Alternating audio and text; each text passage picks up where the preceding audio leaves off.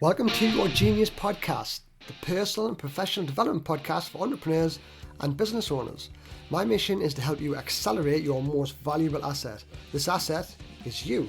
I believe you have an inner greatness, a greatness which can be used to inspire your most ambitious lifestyle. That greatness is your genius, and I'm here to help you discover yours. I'm Kia, high performance coach and lifestyle entrepreneur. I've been on a 12-year mission to find out what it takes to achieve lifestyle freedom. And now I'm here to help you do exactly the same. So get ready to dive in and start making more profits, earn back more time, and more importantly, start living that dream life you set out to achieve.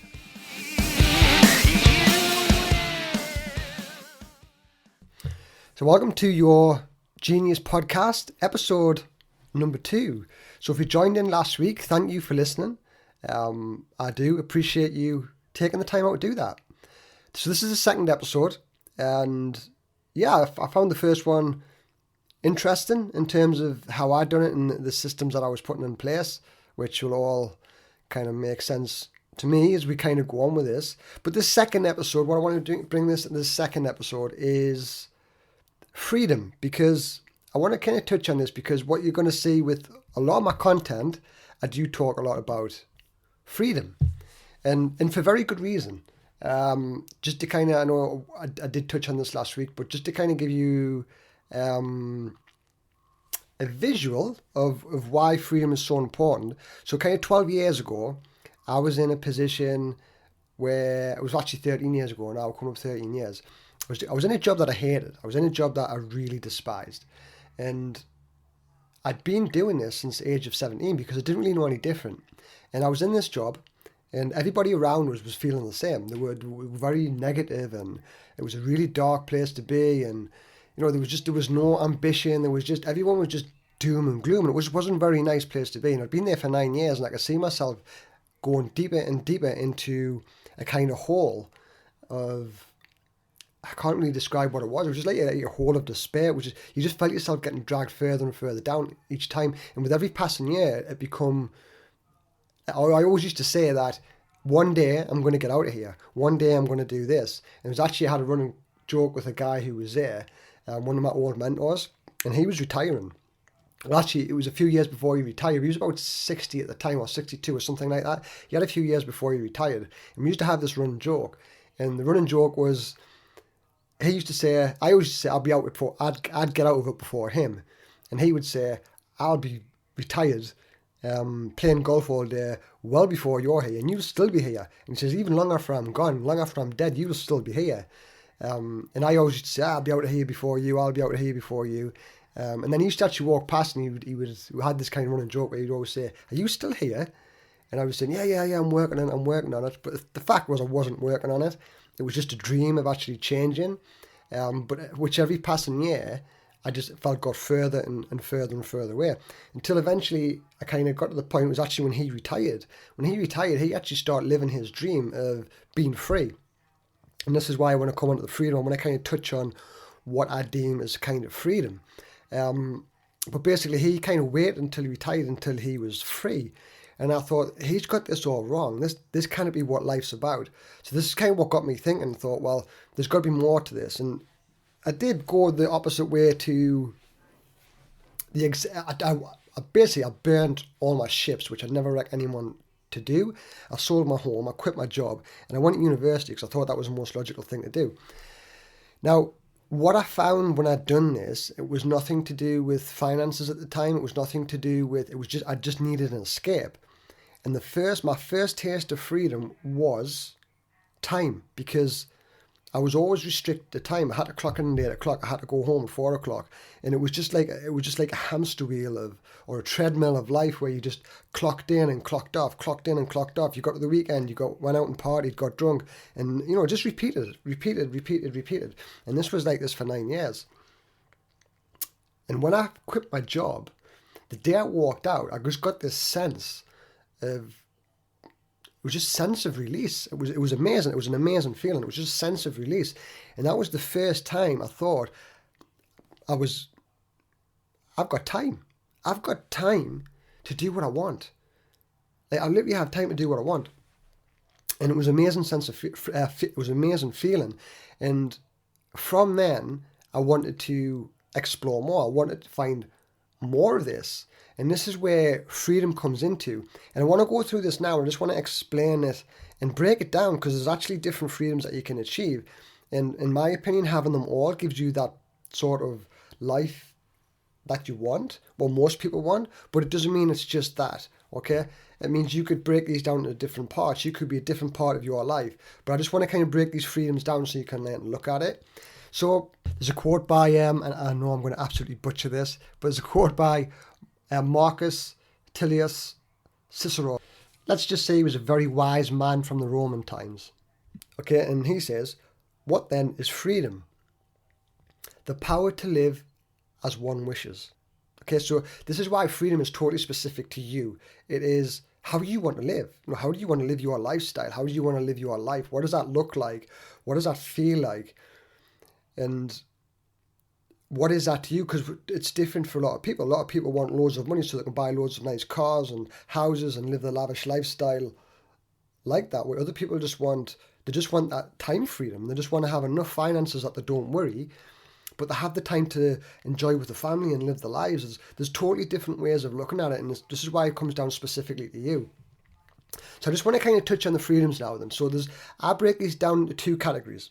The first one's lifestyle freedom, okay? Now, lifestyle freedom, I believe, comes from your mission, okay? This is why I love entrepreneurship, because I believe entrepreneurship gives you that ticket to freedom. This gives you the control. This gives you can control your hours. You can control your income. Because you're in the driving seat. You have full control of everything. So that gives you you're the CEO of your life. Now, I think my opinion in employment, you don't have that. This is not to say that you shouldn't be in employment. This is just my opinion and my experience from employment. I always felt trapped in employment. I always felt that I didn't have the freedom to do the things that I actually wanted to do. I didn't have the freedom to make the mistakes and then learn from their mistakes. I always felt if I made a mistake, I'd be punished for it, which to me, that doesn't work well for me personally. So I believe sort of lifestyle freedom comes from finances and time. And then there's another block, which is self-mastery, okay? So the lifestyle freedom I'll touch on first. This is finances and time. So the first one has to be financial freedom, okay? So a good example of this, it's from actually Tim Ferriss's book, The 4-Hour Workweek, which is, it's really cool if you haven't read it. What he does in here, he kind of says that a lot of people look at the millionaire lifestyle and think they need £1 million, where he says $1 million, to achieve that lifestyle. When in actual fact, you don't. You don't need to be a millionaire to live a good lifestyle. You just need to be financially free. Now, financial freedom can mean a lot of different things for a lot of different people. It depends on, your level of living. If you're living a really lavish lifestyle and you're buying really expensive things, and you're going to need a lot more income. If you don't really value these things and you just have a basic lifestyle and you don't need a lot of money to be financially free. But financial freedom is giving you that sense that you don't have those money worries. Okay, you can go on holiday whenever you want to go on holiday. You can buy the things that you want to buy without you going into debt. And that's what financial freedom is. It's giving you that freedom to not worry about money. Financial freedom is also giving you that residual income. I mean, you could think of this as, imagine Slade at Christmas, okay? What does he get? He makes something like, is it between £500,000 and £900,000 every year from his Christmas song, from the royalties of his song that he kind of produced in way back in the 70s or 80s. That is what kind of residual income is. So you have this passive income that you're always generating that you don't necessarily need to work for. And then there's time freedom. Time freedom's to live, okay? If you're tied 9 to 5, again, probably use myself as a bit of an example here, but if you're using 9 to 5 and you're tied to 9 to 5, you don't have time freedom because you have to go to work at 9 o'clock and you have to finish at 5 o'clock. You don't have that freedom. Entrepreneurship gives you that freedom because you can choose the hours that you want to work. And if what you're doing doesn't work, then you have to change your business model. But you could have a team working for you. This would give you time freedom. This would give you the freedom to live life on your terms, to have that time to do whatever you want to do. And that's why I think it's important to really focus on your mission. Does your mission give you the finances and the time freedom that you want? And that's something for you to look at. And again, for me, I think, if you're in some form of investment or you're in entrepreneurship, I do believe that is the best source or the best method for lifestyle freedom. And then we'll come on to self-mastery, because then self-mastery becomes more about you, the individual, okay? And the first one's social freedom, okay? So social freedom is when you live life on your terms and you don't care about what other people's opinions of you are. You're chasing your dreams and you're living an ideal life without permission. Okay, a lot of people are really pressured into what other people think. They don't run after the dreams, or they don't chase the dreams because they're worried about what other people think. They're worried about what the partner says, or what the parents say, or what the friends say. If I go out and do this, then they're not going to agree with it, so they don't do it. This is like peer pressure. So we'll behave in a certain way because of what other people may think of us. And a good example of this is, you really want to write a blog post about your idea. So say you've got this really good idea at the minute and you want to write a blog post about it, but you don't write it because you're scared of what people think of it. You're scared of being judged. You're scared of being criticized. So instead of putting that social post out, instead of putting that blog post out, which actually could help somebody, you don't, because you don't focus on the good of what that post could do. So say you're writing a post and it could be something that could really help somebody. You don't focus on, initially you write and think, oh great, this could help such and such. But then before you press that send button, all you think about, well, this person won't like it. That person might judge us. That person may call me out. You get all these negative this negative energy coming in from what you think other people will think, and this is really debilitating.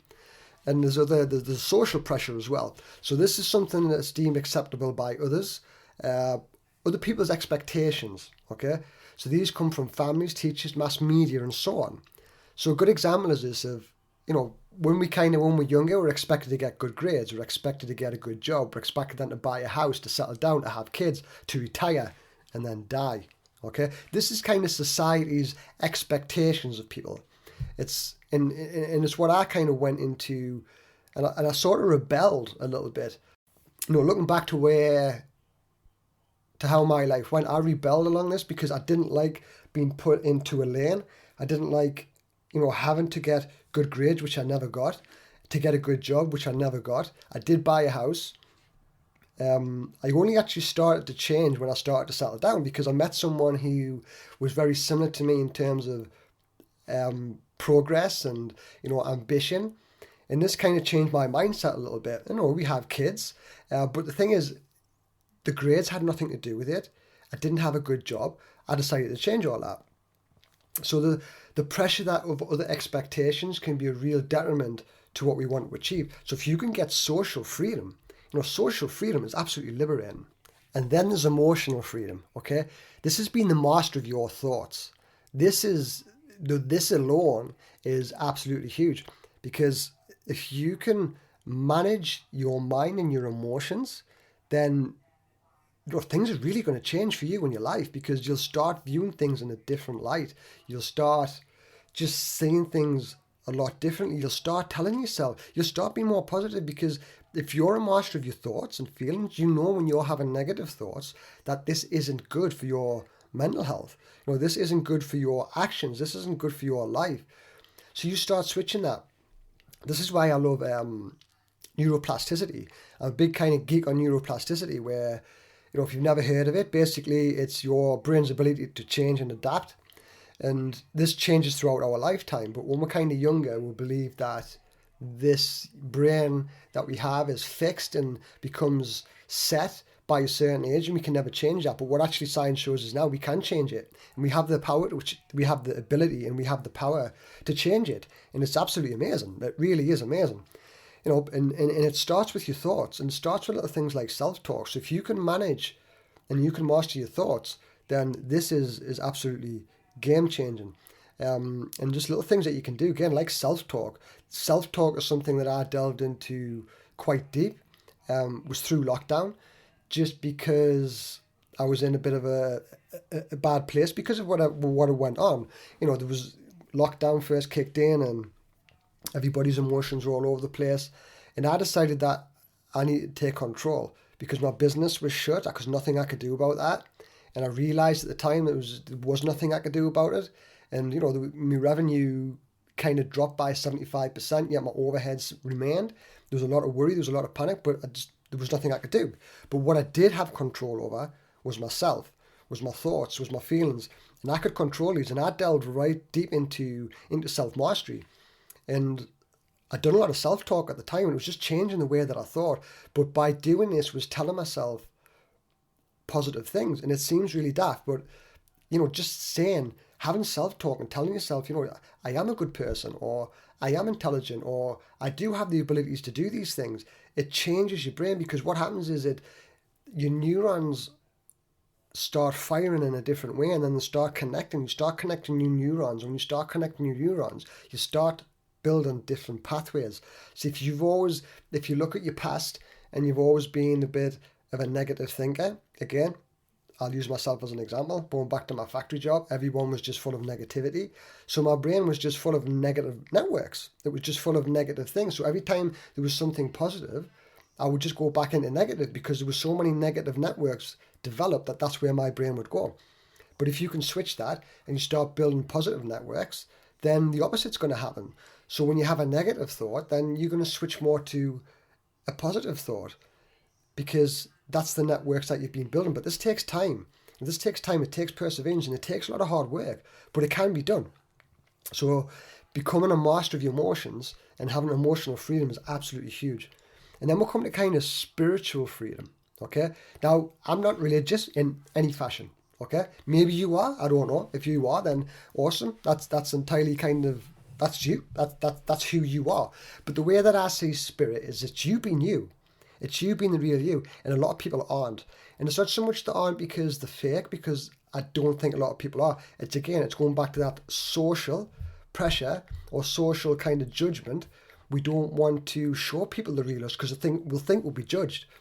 Spiritual freedom is being who you are and just not caring about what other people think. And when I say not caring about what other people think, I don't mean you should be ignorant. What I mean by that is, this is who I am. If you don't like it, then that's not my problem. That is something you have to deal with. But this is who I am, and I'm not going to change for anybody. I'm real. This is me. This is my values. This is what I stand for. And this is just who I am. And anybody who comes into your life either has to accept that or they don't. And again, it's an absolute liberating feeling. And the final one, to be honest, this one, I love this one, because I'm going to tell you another story. I'm going to tell you another story, because it's to me, it's really important that it's creativity, okay? Creative freedom. Because I think a lot of people don't realize that they have creativeness, a creative genius inside of them. Guess what you have?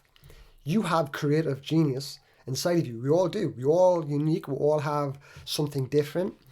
Now, it might take a while to find this, okay?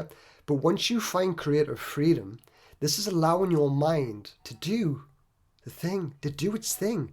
Your mind isn't designed to be fixated on one thing, like just going in one straight line. Your mind is amazing. Your brain is absolutely just a fantastic construction. That's the wrong word.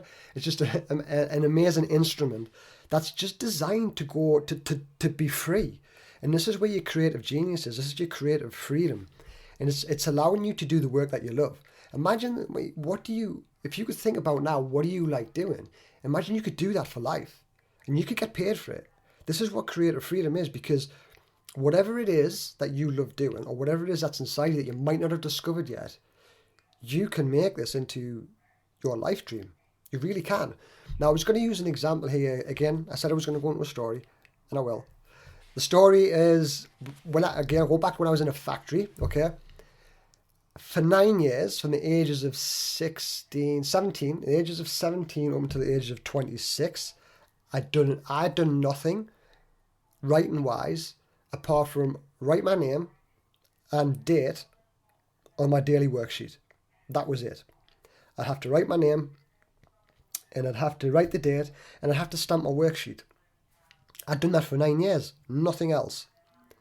Now, my creative genius, I'm not saying that I'm the best at this, it's just something that I love doing, is writing. I absolutely love writing. And now, if someone had said to me 12 years ago, you're going to enjoy writing, I would have probably laughed. And in fact, I probably would have been in hysterics because I was not a good writer. I couldn't even string sentences together because I just wasn't interested in it. I just wasn't interested. But there was clearly an interest there. It was deep down inside of us and I didn't know. It was only when I started practicing and I started doing things and experimenting that I actually found that I love writing. And I do. I love writing. I could write all day. I could literally write all day because I just love it. And I do see this as being a big part of my work moving forward. I use it for social posts. I'm writing a book. I write blogs and I write emails. But to me, it's not hard work. It looks like I do a lot of work, and I do a lot of work, but it's not hard work because I enjoy doing it. And this is the thing. It's tapping into your creative genius. It's finding out what you have. What's inside of you that's creative. You might not know this yet. This is why it's experimenting. It could be a list of things. It could be writing. It could be drawing, painting. It could be making things. It could be doing a podcast. You might be really creative at doing a podcast. You might just really love that getting in front of a microphone and just expressing your ideas. This is actually something that I like as well. Since I've been doing it, I actually really do like this. But it comes after writing because I love writing. You might love performance. So you might love to get on a video and teach somebody something. You can make this into whatever you want it to make it into, but it's just finding something that you love and doing more of it because there's something inside of you. There's definitely something inside of all of us that we can find and then we can monetize and use to our advantage. And I challenge you now to do that. Okay? I challenge you now to go and find out what it is that you love doing. And where do you start? You just start by doing. Start by reading something. Start by reading some creative books. At the minute I'm reading, here it is here, it's Twila Tharp, and it's The Creative Habit. Learn it and use it for life. Now, I haven't read all this book yet. I've just started to read it, and it's actually really good. But buying and reading things like this, because it's not designed specifically for any... I mean, she's a dancer. She dances, but she talks about dancing. That's her creative art. But what she talks about is creativity. And if you can find yours, it could change your life. Really, it could. So I'm going to summarize it because that was quite a lot of information. So the summary was, it's creating freedom. So what is freedom? So I believe that there's two parts to freedom. There's a lifestyle and then there's self-mastery. So lifestyle, this is financial freedom and time freedom. Okay, finance is not to have the worries of money. Time, not to have the worry of time. So you're not committed to, you're not trading all of your time for money. You have the time freedom to live life how you want to live. And then comes self-mastery, because then this comes down to you. The first one's social. It's not worrying about what other people think or being pressured into behaving a certain way because of other people's expectations. The second one is emotional mastery. Okay, emotional freedom, managing your thoughts and feelings and you being in full control of these. And then we come down to spiritual freedom, which is you being you. Be real. Don't worry about what other people think of you. Be you. That is, that to me is your spiritual freedom. And then creative. Let your mind do its thing and do the work that you love. Do something that's deep inside of you. Find it, use it, monetize it, help somebody else achieve something in life through your creativity. And yes, that's it for today. That is essentially what I wanted to go through.